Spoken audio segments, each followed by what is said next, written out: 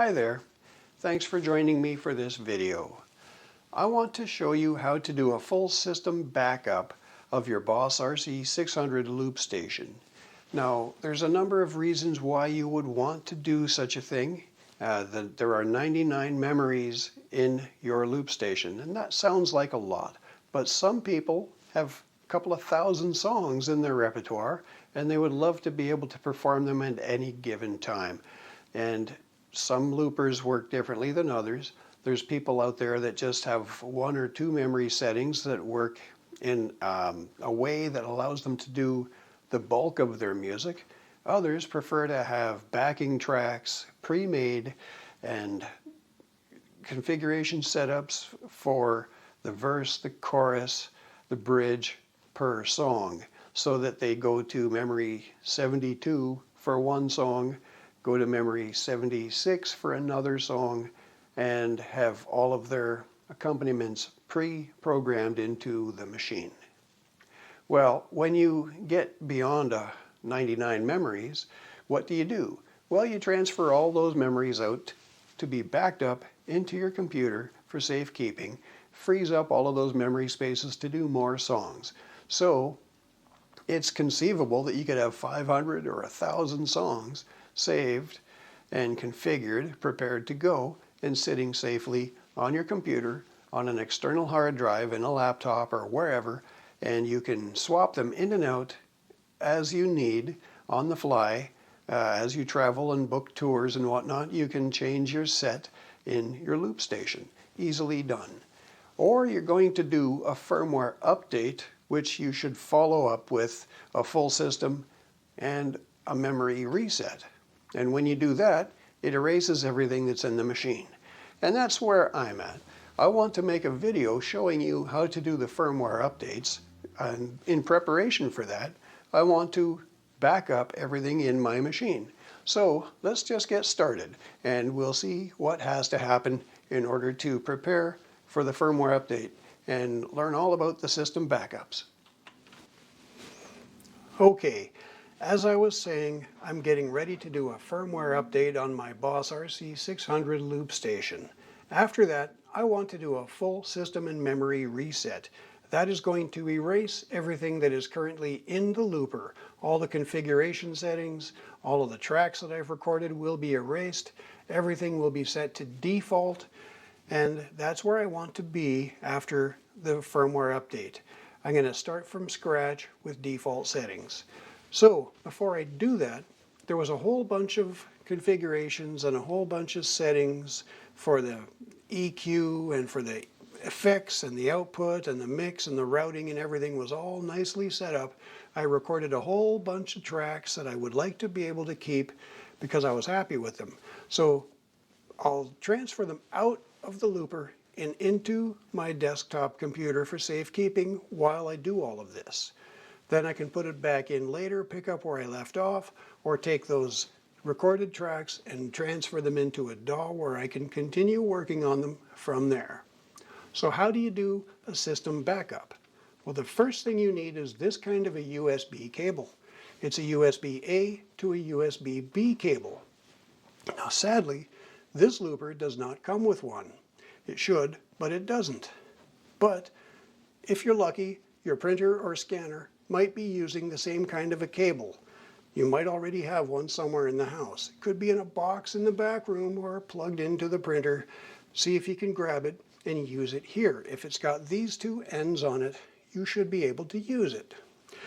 Well, of course, the square shape with the beveled corners goes into the back of the loop station. The other end goes into the computer.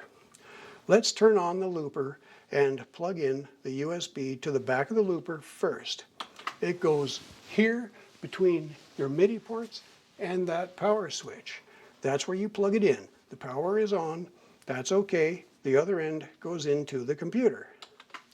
Now, going to the computer, let's open up File Explorer and we'll have a look.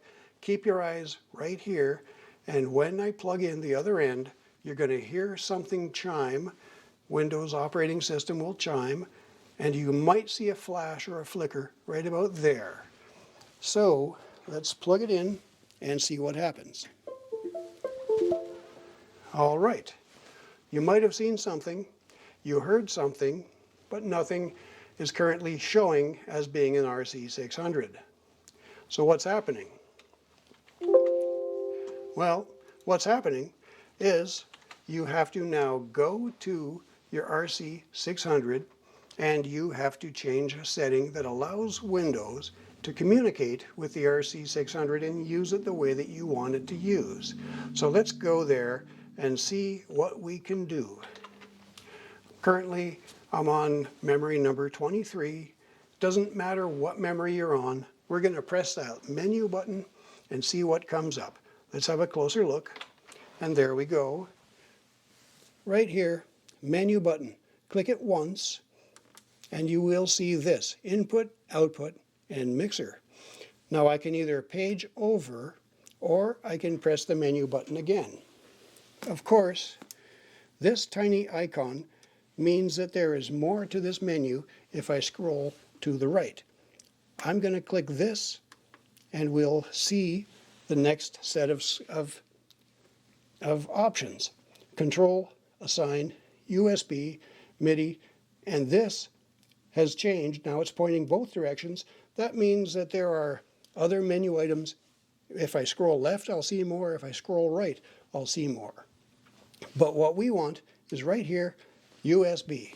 Let's click on the corresponding button right underneath, right here. Now, the first thing I see, storage. It's currently off. That's the only thing that we need to change. We're going to change it to on storage. Well, kind of sounds like it's going to be like an external hard drive. And that's exactly what's going to happen. It's going to be able to, Windows will be able to use your LoopStation just like an external storage device. Let's press that button once. And there you go. Windows has chimed in again. It says connecting. Let's now go to the desktop, and you can see now RC600 is right here. It's drive E for me, 14.5 gigabytes. So it's working just like an external hard drive. I can click on it on this side, and I can see what's inside the RC600. And there is a Roland folder. Everything that I need is inside this folder. So I want to copy this over to my computer. I'll put it on my desktop. Let's make a folder to put everything in. Right-click on your desktop, New Folder. And I'm going to call it RC600 Backup November. It's good to put a date in so that you know when you did this, just in case you've forgotten. Because after you've done this a bunch of times, you may have a whole bunch of different backups on your computer. It's good to know which one is which. So here we go. I'm going to call it RC600 Backup November 10th, 2022. I could call this folder just, I could call it George. It doesn't matter what you call it. Anyway, now that that folder is here, I'm going to go into the RC600 and I'm going to, I can either drag and drop by holding down the right mouse button, or I can right click on it and copy, and then I go over here, right click again and go to paste. Now what happens is this comes up and it's copying everything that is currently in the LoopStation over to my computer into this folder, RC600 Backup, and the date. Now, this is happening very quickly. If you have more files and settings than I do, it may take longer. The more files you have, the more tracks you've recorded, the longer that will take. Anyway, it's finished, it's done, I've made a backup, I've copied everything into here. So now it is on my computer. The next thing you should do, first off, right-click on RC600 and go down to eject. Here it is right there.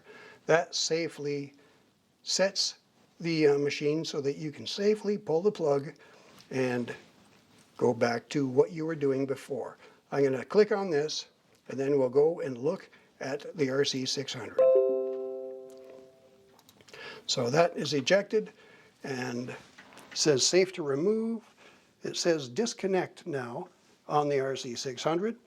Now when I pull the plug right now, you will see it will go back to where it was, memory number 23.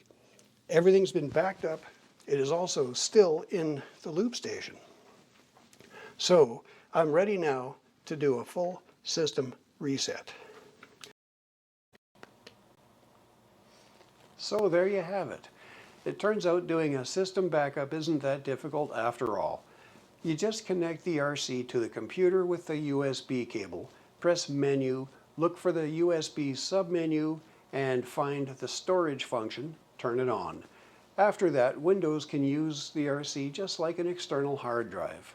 Open up your File Explorer, then you can look inside the RC and find the roll-in folder.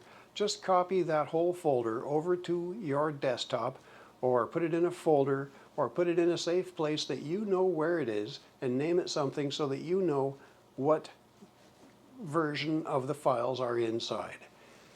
Well, stick around for the next video because I'm going to show you next how to do a partial backup. Let's say you've only been using memory 1 to 15. You don't have to copy everything over. You could just copy those specific memory locations to the computer. It's very easy to do.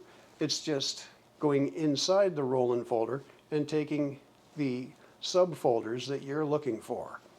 You could do a range of memories or a single memory or anything you like. It's very easy to do, and we'll go over that in a future video very soon. Anyway, please hit like and subscribe. Leave a comment down below. I appreciate any feedback from anybody. I'd love to hear what your thoughts are on these videos. And if you have an idea what I should maybe do next, or questions on this one, maybe something I should be doing a little better, I'd be happy to hear from you at any time. Anyway, have yourself a great day, and we'll see you in the next video. Bye now.